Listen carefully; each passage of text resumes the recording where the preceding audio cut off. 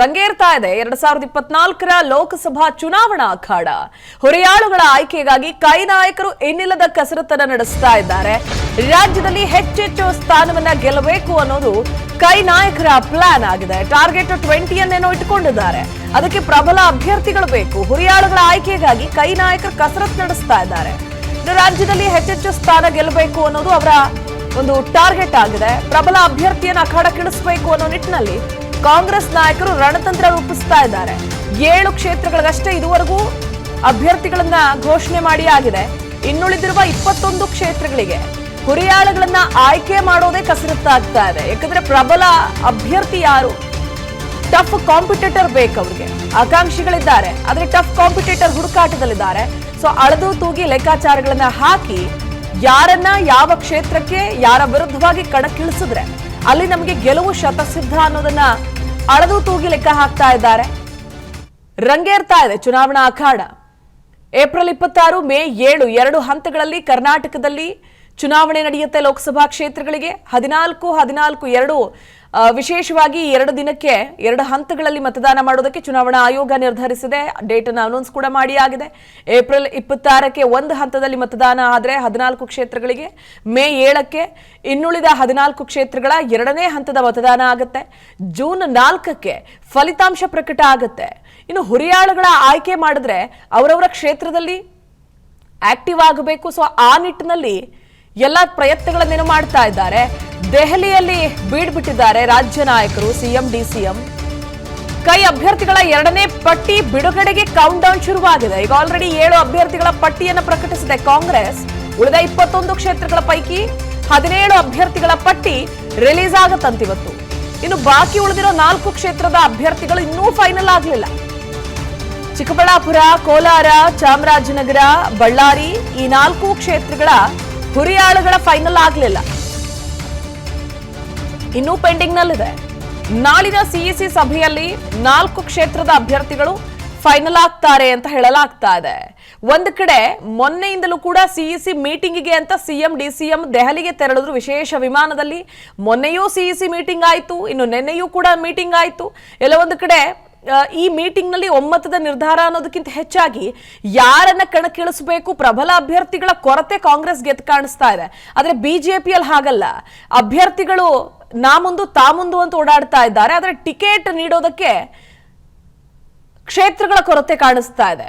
ಯಾಕಂದ್ರೆ ಪ್ರಧಾನಿ ನರೇಂದ್ರ ಮೋದಿ ಅವರ ಅಲೆಯಲ್ಲಿ ಈ ಚುನಾವಣೆ ನಡೆಯುತ್ತೆ ಅನ್ನೋದು ಎಲ್ಲರ ನಂಬಿಕೆ.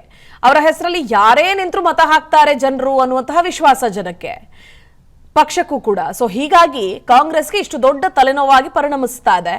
ಇನ್ನು ಕಾಂಗ್ರೆಸ್ನ 2ನೇ ಪಟ್ಟಿ ರಿಲೀಸ್ ಆಗುತ್ತೆ ಇವತ್ತು. 17 ಕ್ಷೇತ್ರಗಳಿಗೆ ಅಭ್ಯರ್ಥಿಗಳನ್ನ ಆಯ್ಕೆ ಮಾಡಿ ಅನೌನ್ಸ್ ಮಾಡ್ತಾರೆ ಅಂತ. ಇನ್ನು 4 ಕ್ಷೇತ್ರಗಳನ್ನು ಉಳಿಸ್ಕೊಂಡಿದ್ದಾರಲ್ಲ, ಚಿಕ್ಕಬಳ್ಳಾಪುರ, ಕೋಲಾರ, ಚಾಮರಾಜನಗರ, ಬಳ್ಳಾರಿ ಈ 4 ಕ್ಷೇತ್ರಗಳಿಗೆ ಇವತ್ತು ಕೂಡ ಸಿಇಸಿ ಮೀಟಿಂಗ್ ಆಗುತ್ತೆ.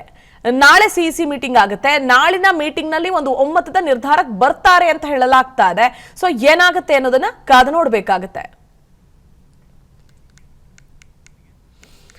ಇಂದು ಅಥವಾ ನಾಳೆ ಕೈ 2ನೇ ಪಟ್ಟಿ ಬಿಡುಗಡೆ ಆಗಲಿದೆ ಅಂತ ನವದೆಹಲಿಯಲ್ಲಿ ಡಿಸಿಎಂ ಡಿಕೆ ಶಿವಕುಮಾರ್ ರಿಯಾಕ್ಟ್ ಮಾಡಿದ್ದಾರೆ. ಅವರು ದೆಹಲಿಗೆ ತೆರಳಿ 2 ದಿನಗಳಾಗಿದೆ, ಅಲ್ಲೇ ಬೀಡ್ಬಿಟ್ಟಿದ್ದಾರೆ. ಸಿಇಸಿ ಮೀಟಿಂಗ್ ಗಳಲ್ಲಿ ಭಾಗಿಯಾಗ್ತಾ ಇದ್ದಾರೆ.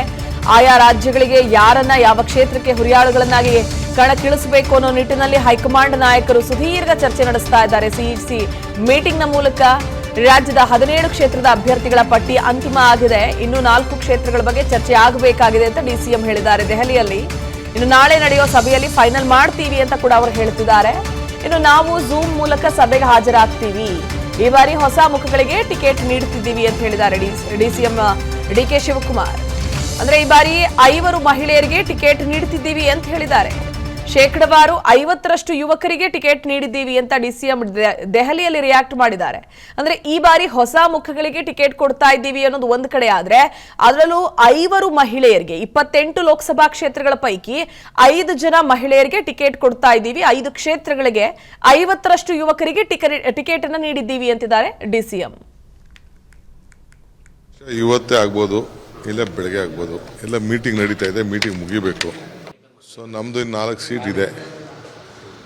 4 ಸೀಟ್ನ ನಾವು ಬೆಂಗಳೂರಲ್ಲಿ ಇನ್ನೊಂದು ರೌಂಡ್ ಸ್ವಲ್ಪ ಮಾತಾಡೋದಿದೆ. ಮಾತಾಡ್ಬಿಟ್ಟು ನಾವು ಝೂಮಲ್ಲಿ ಅಟೆಂಡ್ ಮಾಡ್ತೀವಿ. ಝೂಮಲ್ಲೇ ಅಟೆಂಡ್ ಮಾಡಿ ಇಲ್ಲಿ ಫೈನಲ್ ಮಾಡ್ತೀವಿ. ಏನಿಲ್ಲ, ಕೆಲವು ಲೋಕಲ್ ಕನ್ಸಲ್ಟೇಷನ್ ಮಾಡಬೇಕಾಗಿದೆ. ಕೆಲವು ಪ್ಯಾನಲಲ್ಲಿ ಇತ್ತು, ಕೆಲವು ಲೋಕಲ್ ಕನ್ಸಲ್ಟೇಷನ್ ಮಾಡಬೇಕಾಗಿದೆ. ಅವ್ರನ್ನೆಲ್ಲ ನಾಳೆ ಕರೆಸ್ತಾ ಇದ್ದೀವಿ. ಬಹುಶಃ ನಾಳಿದ್ದು ಮೀಟಿಂಗು ಝೂಮಲ್ಲಿ ಆ ಮೆಂಬರ್ಸ್ ಎಲ್ಲ ಇರ್ತಾರೆ. ನಾವು ಅಲ್ಲಿಂದ ನಮ್ಮ ಜನರಲ್ ಸೆಕ್ರೆಟರಿ ಹೆಚ್ಚಿನ ಡೀಟೇಲ್ಸ್ ನೀಡೋದಕ್ಕೆ ನಮ್ಮ political bureau head Maruti Pavagada ದೂರವಾಣಿ ಸಂಪರ್ಕದಲ್ಲಿದ್ದಾರೆ. ಮಾರುತಿ, ಇಲ್ಲಿ 17 ಕ್ಷೇತ್ರಗಳಿಗೇನೋ ಫೈನಲ್ ಆಗಿದೆ, ಆದ್ರೆ ಉಳಿಸ್ಕೊಂಡಿರುವಂತಹ 4 ಕ್ಷೇತ್ರಗಳಲ್ಲಿ ಯಾಕೆ ಇಷ್ಟು ಕಗ್ಗಂಟ ಆಗ್ತಾ ಇದೆ? ಏನಲ್ಲಿ ನಡೀತಾ ಇರೋ ಲೆಕ್ಕಾಚಾರ ಆದ್ರೂ ಏನಾಗಬಹುದು ಅಂತ? ಪ್ರತಿಭಾ ಉಳಿಕೆ ಇರುವಂತಹ 4 ಕ್ಷೇತ್ರಗಳು, ಅದು ಚಾಮರಾಜನಗರ, ಕೋಲಾರ ಸೇರಿದಂತೆ 4 ಕ್ಷೇತ್ರಗಳಲ್ಲಿ ಅಭ್ಯರ್ಥಿಗಳ ಪೈಪೋಟಿ ಜೊತೆಗೆ ಬಣರಾಜಕೀಯ ಹೆಚ್ಚಾಗಿದೆ. ನಿನ್ನೆ ಕೋಲಾರದ ಇಡೀ 2 ಬಣಗಳು ಕೂಡ ದೆಹಲಿಯಲ್ಲಿ ಬೀಳ್ಬಿಟ್ಟಿದ್ದು. ಒಂದು ರಮೇಶ್ ಕುಮಾರ್ ಬಣ, ಮತ್ತೊಂದು KH ಮುನಿಯಪ್ಪ ಅವರ ಬಣ. KH ಮುನಿಯಪ್ಪ ಅವರ ಬಣ ನಮ್ಮ ಬಣದವ್ರಿಗೆ ಕೊಟ್ರೆ ನಾವು ಗೆಲ್ಲಿಸ್ಕೊಂಡು ಬರ್ತೀವಿ ಅನ್ನುವಂತಹ ಒಂದು ಲಾಬಿಯನ್ನು ಕೂಡ ಮಾಡ್ತು. ಒಂದು ಕಡೆ ಮಲ್ಲಿಕಾರ್ಜುನ ಖರ್ಗೆ, ಮತ್ತೊಂದು ಕಡೆ KPCC ಅಧ್ಯಕ್ಷ DK ಶಿವಕುಮಾರ್ ಮತ್ತೆ ಮುಖ್ಯಮಂತ್ರಿ ಸಿದ್ದರಾಮಯ್ಯ ಅವರನ್ನ ಭೇಟಿ ಮಾಡಿ ನಾವ್ ಹೇಳಿದವ್ರಿಗೆ ಟಿಕೆಟ್ ಕೊಡಬೇಕು ಅನ್ನುವಂತಹ ಒಂದು ಒತ್ತಾಯವನ್ನ ಮಾಡಿದ್ರು.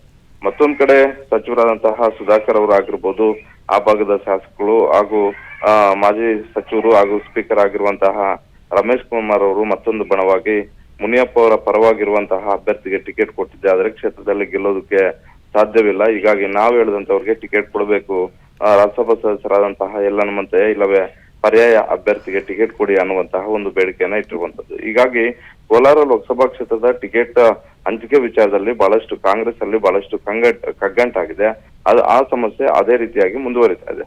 ಮತ್ತೊಂದು ಕ್ಷೇತ್ರ ಚಾಮರಾಜನಗರ ಲೋಕಸಭಾ ಕ್ಷೇತ್ರ. ಚಾಮರಾಜನಗರ ಲೋಕಸಭಾ ಕ್ಷೇತ್ರದಲ್ಲಿ ಸಚಿವ ಮಹದೇವಪ್ಪ ಅವರ ಮಗ ಸುನಿಲ್ ಬೋಸ್ ಅವರು ಈಗಾಗಲೇ ಕೆಲಸ ಮಾಡ್ತಿದ್ರು ಕೂಡ ಎಲ್ಲ ಒಂದ್ ಕಡೆ DCM DK ಶಿವಕುಮಾರ್ ಅವ್ರಿಗೆ ಸಿಕ್ಕಿರುವಂತಹ ಒಂದು ರಿಪೋರ್ಟ್ ಪ್ರಕಾರ ಮಹದೇವಪ್ಪ ಅವರ ಪುತ್ರನಿಗೆ ಟಿಕೆಟ್ ಕೊಟ್ರೆ ಗೆಲುವು ಅಷ್ಟೊಂದು ಸುಲಭ ಅಲ್ಲ ಅನ್ನುವಂಥದ್ದು. ಹಾಗಾಗಿ ಅಲ್ಲಿ ಪರ್ಯಾಯ ಅಭ್ಯರ್ಥಿಗೆ ಸಾಮಾನ್ಯ ಕಾರ್ಯಕರ್ತನಿಗೆ ಟಿಕೆಟ್ ಕೊಡೋಣ ಅನ್ನುವಂತ ಒಂದು ರೀತಿಯಲ್ಲಿ ಚರ್ಚೆ ಇರುವಂತದ್ದು. ಇದು ಒಂದು ಕ್ಷಣದಲ್ಲಿ ಸಮಸ್ಯೆ ಬಗೆಹರಿಸುವಂತ ಒಂದು ವಿಚಾರ. ಆದ್ರೆ ಒಂದು ರೀತಿಯಲ್ಲಿ ಜಿಲ್ಲೆಯಲ್ಲಿರುವಂತಹ ಸಮಸ್ಯೆಗಳು ಒಂದು ರೀತಿ ಕಗ್ಗಂಟು ಮಾಡ್ತಾ ಇದ್ರೆ ಮುಖ್ಯಮಂತ್ರಿ ಸಿದ್ದರಾಮಯ್ಯ ಮತ್ತೆ ಉಪಮುಖ್ಯಮಂತ್ರಿ DK ಶಿವಕುಮಾರ್ ಅವರು ಒಂದು ರೀತಿ ಪ್ರತಿಷ್ಠೆಯಾಗಿ ತೆಗೆದುಕೊಂಡಂತೆ ಕಾಣಿಸ್ತಾ ಇದೆ. ಅನುಕ್ಷಣದ ಸುದ್ದಿಗಳಿಗಾಗಿ ವಿಸ್ತಾರ ನ್ಯೂಸ್ ಯೂಟ್ಯೂಬ್ ಚಾನೆಲ್ ಸಬ್ಸ್ಕ್ರೈಬ್ ಮಾಡಿ. ಹೊಸ ಸುದ್ದಿಗಳ ನೋಟಿಫಿಕೇಶನ್ಗಾಗಿ ಬೆಲ್ ಐಕಾನ್ ಕ್ಲಿಕ್ ಮಾಡಿ. ಲೇಟೆಸ್ಟ್ ಅಪ್ಡೇಟ್ಸ್ಗಾಗಿ www.vistaranews.com ವೆಬ್ಸೈಟ್ಗೆ ವಿಸಿಟ್ ಮಾಡಿ. ಅಂಗೈಯಲ್ಲೇ ಜಗತ್ತಿನ ಸುದ್ದಿ ತಿಳಿಯಲು ವಿಸ್ತಾರ ನ್ಯೂಸ್ ಕನ್ನಡ ಆಪ್ ಡೌನ್ಲೋಡ್ ಮಾಡಿ.